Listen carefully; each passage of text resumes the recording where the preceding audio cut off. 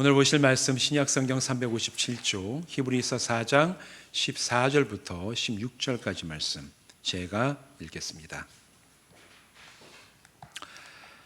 그러므로 우리에게 큰 대제사장이 계시니 승천하시니 곧 하나님의 아들 예수시라. 우리가 믿는 도리를 굳게 잡을지어다. 우리에게 있는 대제사장은 우리의 연약함을 동정하지 못하시리가 아니요 모든 일에 우리와 똑같이 시험을 받으신 이로되 죄는 없으시니라. 그러므로 우리는 긍휼하심을 받고 때를 따라 돕는 은혜를 얻기 위하여 은혜의 보좌 앞에 담대히 나아갈 것이니라. 아멘. 기도하고 말씀 나누겠습니다.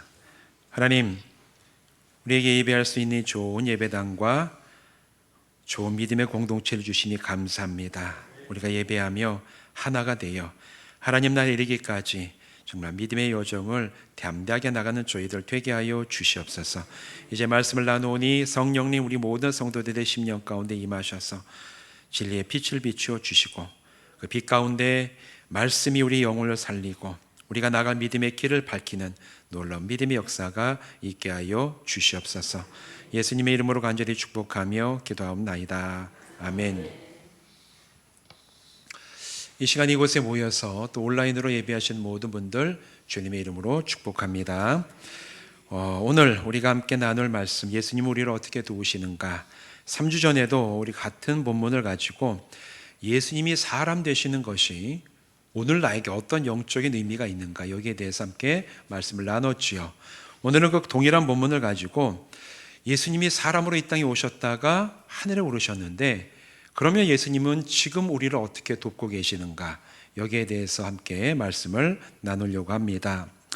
성경을 보면 성경은 예수님이 참 하나님이시면서 동시에 참 사람이심을 분명하게 선포해요. 대표적인 말씀이 빌립보서 2장 6절과 7절 말씀입니다. 그는 근본 하나님의 본체시나 하나님과 동등됨을 취할 것으로 여기지 아니하시고 오히려 자기를 비워 종의 형체를 가지사 사람들과 같이 되셨고, 이렇게 얘기를 하고 있지요. 예수님은 하나님과 근본 같은 분이셨다, 하나님이시라는 얘기예요. 그러나 이런 하나님과 같은 분이시고 근본 본체가 같으신 예수님이 그냥 그 하나님의 그 위치에 머물러 계시지 아니하시고 이 땅에 오셨다. 그래서 사람으로 오셨다. 그래서 하나님은 참 하나님이시면서 참 사람이셨다. 이것은 기독교 역사 2000년 동안 모든 기독교회가, 모든 교회가 공통적으로 고백하는 그 신앙의 신조 가운데 가장 중요한 신조 중에 하나예요. 예수님은 참 하나님이시면서 참 사람이셨어요. 예수님이 이 땅에서 사람으로 사셨기 때문에 우리와 같이 평범한 사람의 연약함, 한계, 희노애락을 예수님이 직접 체험하셔서 아신다라고 얘기를 하시고, 또 특별히 죄로 인해 죽을 수밖에 없는 인간의 고통을 아시고 그것을 긍휼히 여기시는 분이시라 오늘 우리가 읽은 이 본문 가운데 얘기하고 있죠. 15절이 바로 여기서 얘기하고 있습니다. 우리에게 있는 대제사장은 우리의 연약함을 동정하지 못하실 이가 아니요. 다른 말로 얘기하면 우리의 모든 약함을 동정하시는, 긍휼히 여기시는 분이 바로 예수님이시다. 왜? 예수님이 사람으로 이 땅에서 살아보셨기 때문에 아신다라는 겁니다. 그런데 이 사람으로 이 땅에 오셔서 예수님이 하신 일 중에 가장 위대한 공로는 십자가에서 죽으신 겁니다. 자기의 죄값으로 죽음을 맞아야 될 사람의 숙명을 예수님이 마침내 십자가에서 깨트리셨어요.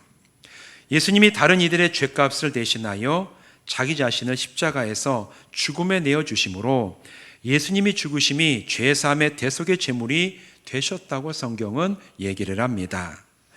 오늘 우리가 그걸 믿기 때문에 여기에 나와 있고, 예수님이 나의 구원자가 되시고 나를 위해 대속의 죽음을 죽으셨다는 것을 내가 확신하기 때문에 함께 찬양하고 예배를 드리죠. 그런데 아무나 죽는다고 해가지고 그 사람이 대속의 죽음을 죽는 게 아니에요. 오직 예수님의 죽음만이 대속의 죽음으로서의 유효함을 가지고 있습니다. 어떻게 그럴 수가 있는가? 그 이유가 15절 하반절에 나와요. 뭐라고 얘기하냐? 모든 일에 우리와 똑같이 시험을 받으신 이로되 죄는 없으시니라. 예수님께서 대속의 죽음을 죽으시고 대속 제물로 죽으실 수 있었던 유일한 유일한 이유는, 우리랑 다른 근본적인 이유는 예수님이 죄가 없으신데 죽으셨기 때문에 죄를 용서하는 대속의 제물이 되셨습니다.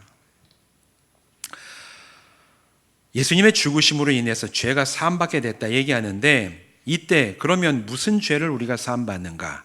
여러분, 예수님이 십자가에서 죽으심으로 내가 그걸 믿을 때 내 죄가 사해진다. 이건 우리가 다 믿는, 고백하는 기독교의 핵심 진리이자 복음입니다. 그러면 우리는 무슨 죄를 그때 사함을 받습니까? 예수님 도대체 무슨 죄가 없으시길래 예수님이 죄 없는 분으로 십자가에서 죽으셔서 대속의 제물이 되셨을까요? 다른 사람을 좀 뒤에서 험담한 죄, 아유 참 좋아 보이는데 나는 없어서 살짝 슬쩍한 죄, 뭐 이런 것들, 맞아요. 예수님께서 십자가에서 죽으신 그 대속은 우리가 이렇게 지은 모든 죄에 대해서 사시는 능력이 되는 줄로 믿습니다. 그런데 성경에서 지금 얘기하고 있는 예수 그리스도는 죄가 없으신 분이시다, 예수님이 죽으심이 우리의 모든 죄를 용서하셨다라고 얘기할 때 거기에 해당하는 죄는 앞서 말씀드린 우리가 사회에서도 죄라고 얘기하는 건 당연히 포함되고 더 근본적인 죄에 대해서 얘기를 하고 있습니다.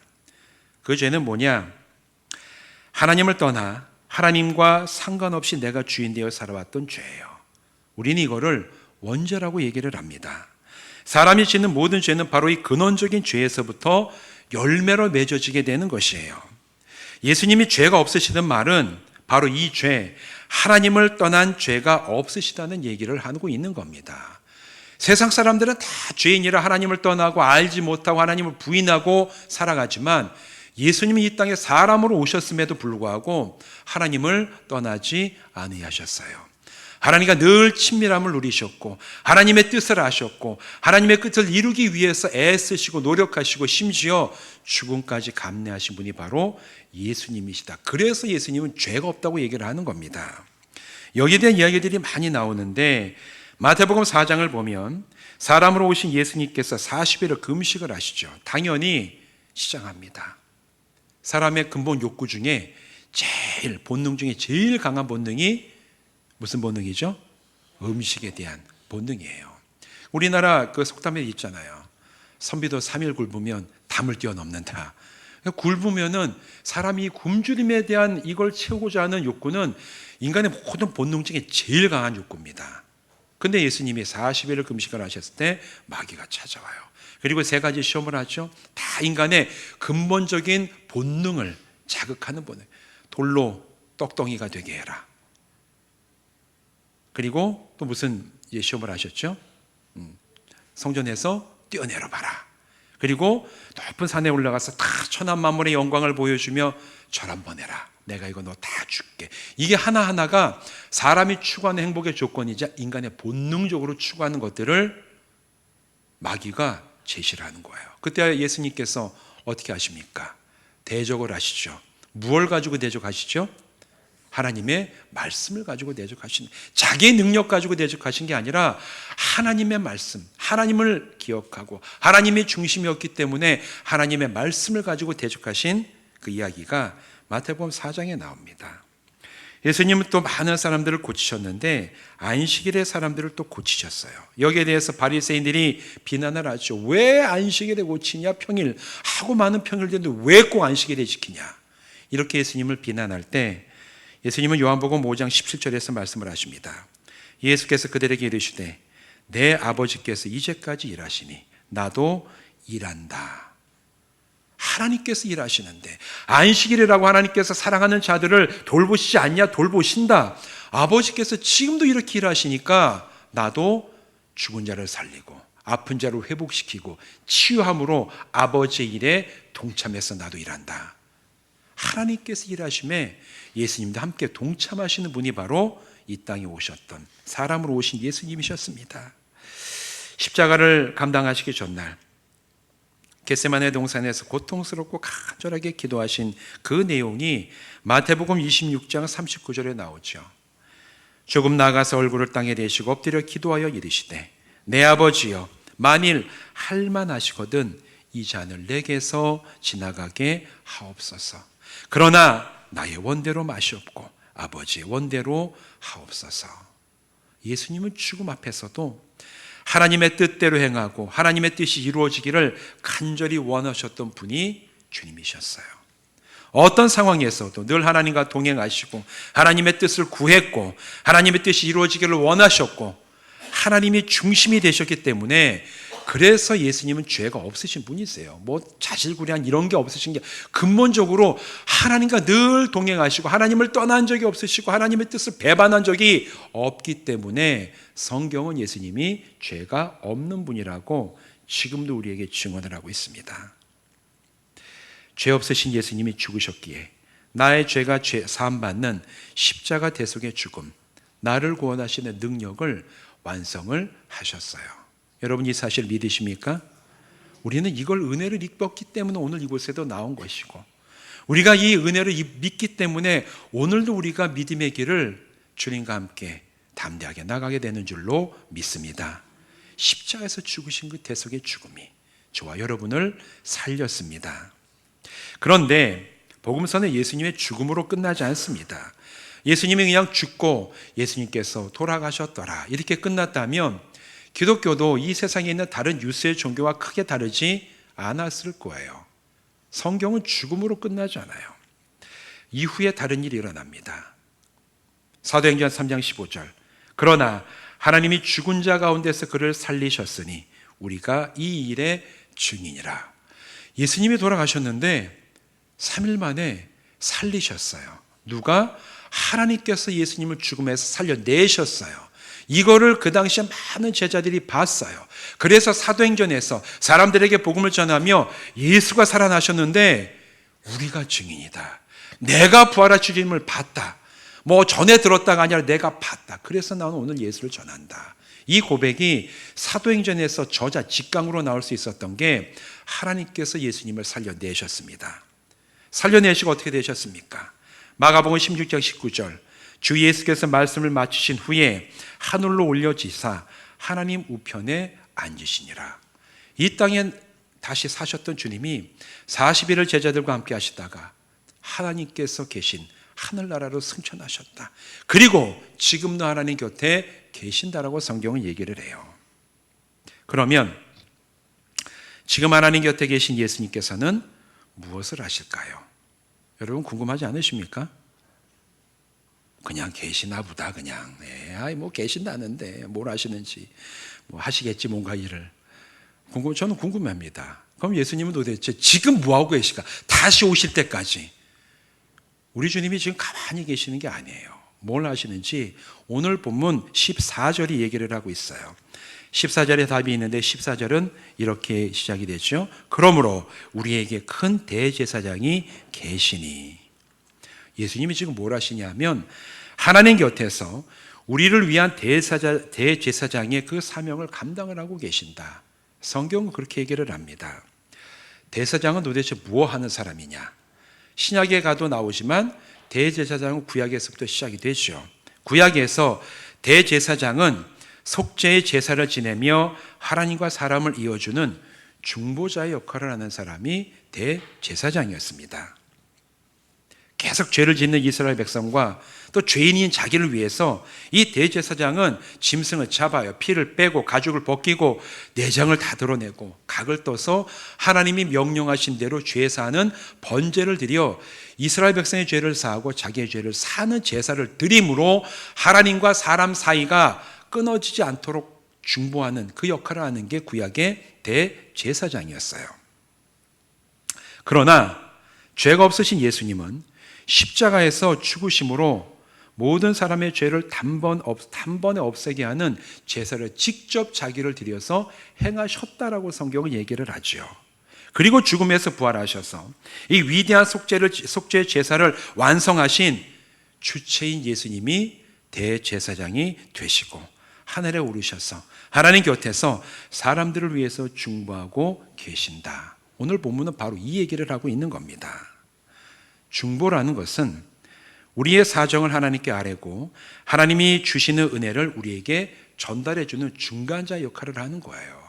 그래서 중보기도 얘기하는 것은 우리가 중보기도 하는데 중보기도는 유일하게 예수님만 하실 수 있어요. 하나님과 사람 사이를 연결하는 분은 예수님이십니다. 예수님만 엄밀하게 따지면 중보자가 되시고 중보기도를 할 수가 있는 것이고, 우리가 다른 사람을 위해서 하는 것은 도고기도라고 보통 이렇게 구분을 해서 나눌 수가 있어요. 중보는 유일한 중보자는 예수님만 중보자가 되세요. 그게 바로 디모데전서 2장 5절 말씀에 나옵니다. 하나님은 한 분이시요 또 하나님과 사람 사이의 중보자도 한 분이시니 곧 사람이신 그리스도 예수라. 중보자가 누구만 중보자라고요? 예수님만이 우리의 중보자가 되세요. 우리는 중보자가 될 수가 없어요. 우리는 하나님의 백성일 뿐이에요. 자녀일 뿐이지, 오늘 우리와 하나님 사이를 지금도 계속해서 연결하고 계시고, 하나님이 우리에게 주시는 말씀과 은혜를 부어주시고, 우리가 드리는 기도, 우리의 마음에서 오늘 하나님께 아뢰는 중보자는 예수님 한 분이십니다. 예수님만이 우리의 중보자가 되세요. 예수님만이 우리의 중보자가 되셔서 우리를 긍휼히 여기시고, 저와 여러분의 기도와 간구, 소원, 사정과 환경을 하나님께 아뢰며 합당하고 풍성한 은혜를 주시기를 구하신다는 얘기예요. 그래서 그리스도인이 하나님께 기도할 때 마지막에 어떻게 기도하면서 뭘로 기도를 마무리하죠? 예수님의 이름으로 기도합니다. 아멘. 예수님의 이름으로 기도한다는 이유가, 우리가 그 고백을 드리고 기도를 마치는 이유가 여기에 있어요. 우리의 중보자가 되시는 예수 그리스도가 우리가 오늘 하나님께 드리는 이 기도를 하나님께 하나도 빠짐없이 올라가게 하시고 대신 아뢰 주시고, 또 이 기도에 합당한 응답과 은혜를 하나님께서 부으실 때 우리를 받게 해주시는 바로 그분이 중보자 예수님이십니다. 그래서 우리는 예수님의 이름으로 기도합니다 라고 기도를 마치는 겁니다. 우리를 구원하신 예수님이 저와 여러분의 중보자이신 줄로 믿습니다. 비록 우리 육신의 눈에는 보이지 않지만 살아계신 하나님 곁에서 저와 여러분의 상황을 아시고 기도를 들으시고 마음의 소원을 헤아리시며 그 모든 것을 하나님께 지금도 아뢰시는 분이 우리의 중보자이신 예수님이세요. 우리가 얼마나 약합니까? 이걸 우리 주님이 아신다는 거예요. 우리가 결단을 하지만 그 결단이 얼마나 흔들릴 때가 많이 있습니까? 예수님이 그것을 아시고 긍휼히 여기신다는 얘기입니다. 그리고 우리는 이 세상 살면서 얼마나 작은 거에 우리 마음이 확 뺏겨서 거기에 매여서 살아갈 수밖에 없는 존재입니까? 우리 주님이 그거를 아세요. 왜 그래 너희들, 너희 수준이 그거밖에 안 돼, 책망하시는 게 아니라 그런 우리를 너무나 잘 아시고 긍휼히 여기시고 동정하시는 분이 바로 주님이시라고 오늘 본문은 우리에게 분명하게 얘기하고 있어요. 그래서 얼마나 우리가 하나님의 은혜가 필요한 사람들인지를 우리 주님은 너무나 잘 알고 계십니다. 그렇기 때문에 우리는 오늘도 예수님이 나를 위해서 하나님 앞에서 중보자로 서 계심을 믿고 의지할 때 담대할 수가 있어요. 나는 약하지만, 나는 흔들리지만, 난 때로 작은 것에 내 마음을 빼앗길 수밖에 없는 그런 존재지만 우리 주님이 나를 아시고 나에게 은혜가 필요한 줄 우리 주님이 아십니다. 그런 나를 위해서 지금도 중보하시고 하나님께 간구하고 계신 예수님이 나의 중보자가 되심을 저는 믿습니다. 이런 고백이 있을 때 우리는 두려움 없이 담대함으로 서게 될 줄로 믿습니다. 나를 도우시는 주님을 가까이 해야 돼요. 그럴 때 주님께서 성령님을 통하여 하나님의 은혜를 부으시고 충만하게 하시는 그 놀라운 역사를 우리가 체험하게 될 줄로 믿습니다. 세상이 줄 수 없는 평안은 바로 그렇게 받는 거예요. 하나님이 주시는 것을, 예수 그리스도를 우리가 믿음으로 우리에게 주시는 그 은혜를 받아 누릴 때 우리는 은혜의 보좌로 나가게 되는 거예요. 이것이 예수님이 오늘 우리를 도우시는 방법입니다. 하늘에 오르셔서 아무것도 안 하시는 게 아니라 지금도 한 사람 한 사람의 모든 사정을 아시고 하나님께 간구하시고 주시는 은혜를 우리에게 부으시는 주님이 계시기 때문에 오늘도 우리는 믿음으로 이 신앙의 길을 갈 수가 있습니다. 그렇다면 우리는 중보자 되시는 예수님의 도우심에 어떻게 응답해야 될까? 16절 얘기를 하고 있죠. 우리 같이 한번 읽어보시겠습니다. 시작. 그러므로 우리는 긍휼하심을 받고 때를 따라 돕는 은혜를 얻기 위하여 은혜의 보좌 앞에 담대히 나아갈 것이니라. 아멘. 은혜의 보좌 앞에 나가야 된대요. 우리가 읽으면 그냥 나가야 되는구나. 근데 여러분 처음 예수님 당시에 이 말씀을 초대교회 당시에 이 말씀을 읽은 사람들에게는 이 말씀이 굉장히 충격적인 말씀이었습니다. 예수님 당시에 예루살렘 성전에는 사람들이 드나들 수 있는 장소와 하나님의 임재가 있는 지성소가 완벽하게 분리되어 있었어요. 그래서 사람들이 들어가는 장소와 하나님의 지성소는 사이를 가리는 것이 아주 두꺼운 휘장으로 아무도 들어가지 못하게 휘장으로 막혀 있었습니다. 죄인인 사람은 누구도 그 휘장을 지나서 지성소에 들어갈 수가 없었어요. 왜냐하면 하나님께서 출애굽기에 보면 들어오지 마라, 죽는다 말씀을 하셨습니다. 들어오지 말라는 거예요. 죄인에 들어오지 마라, 죽을까노라. 그런데 예수님께서 십자가 위에 달려 죽으시던 순간 일반 구역과 지성소를 구분하던 휘장이 갈라져서 찢어져서 두 조각이 됐습니다.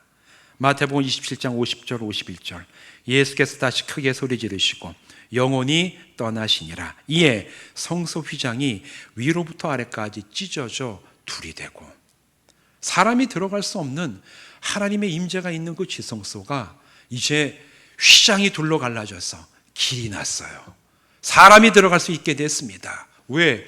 예수 그리스도께서 죄인은 들어가지 못하는 그 휘장을 죄를 대속주에서 죽으심으로 누구든지 예수 그리스도를 통해서는 그 하나님의 임재가 있는 지성소에 들어갈 수 있게 하신 거예요.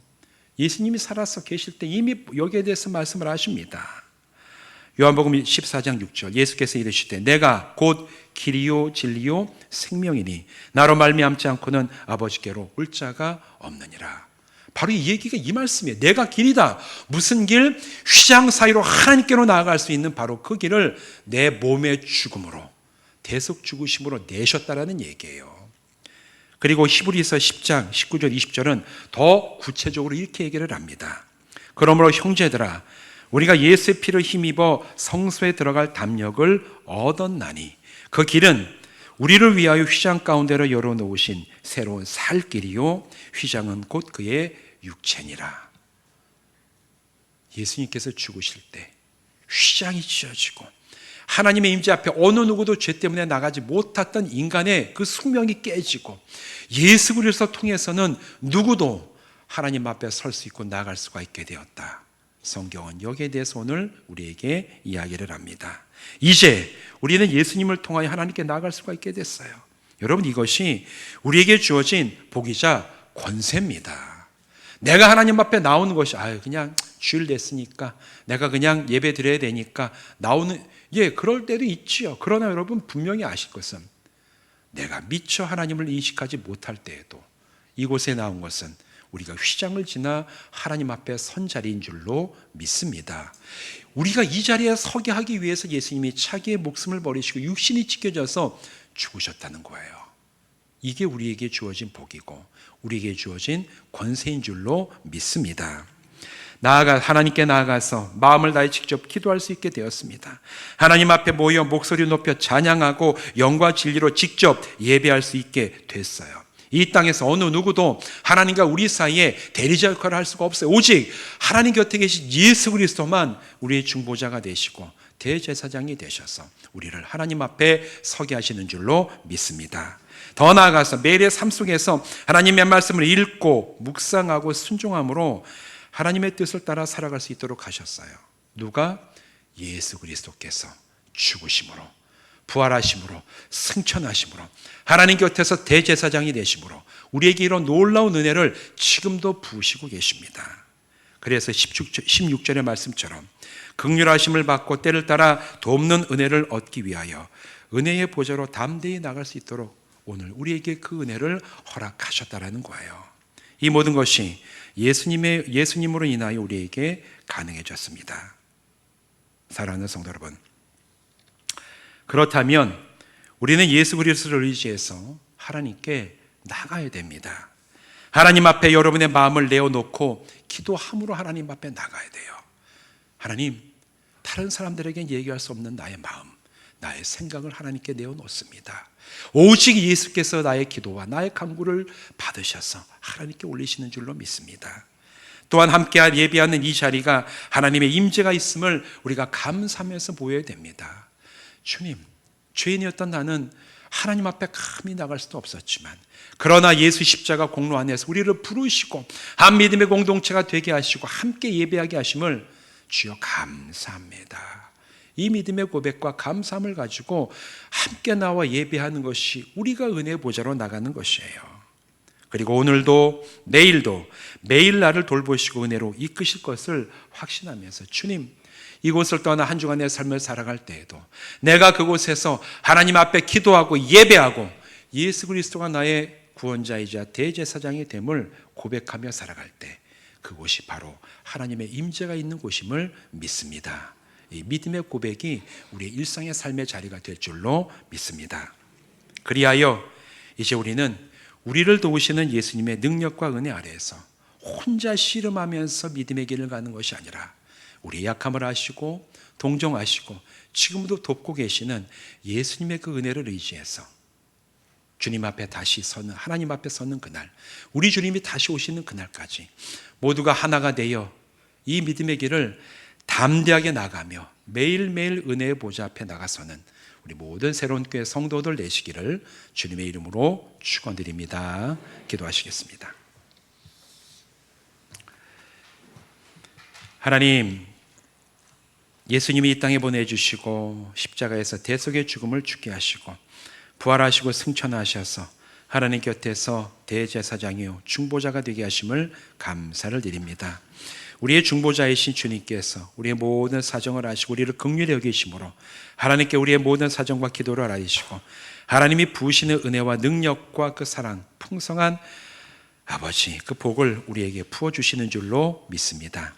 오늘 이제 우리가 이 사실을 알았사오니 예수 안에서 우리가 하나님 앞에 담대하게 나아가 그 은혜 보좌 앞에 서는 저희들 되게 하여 주셔서 기도함으로 그 은혜 보좌 앞에 서게 하시고 함께 예배함으로 그 보좌 앞에 서게 하시고 매일매일 말씀을 따라 살아가는 그 삶의 자리가 은혜의 보좌 앞에 서는 자리가 되게 하여 주시옵소서. 예수님의 이름으로 간절히 축복하며 기도하옵나이다. 아멘.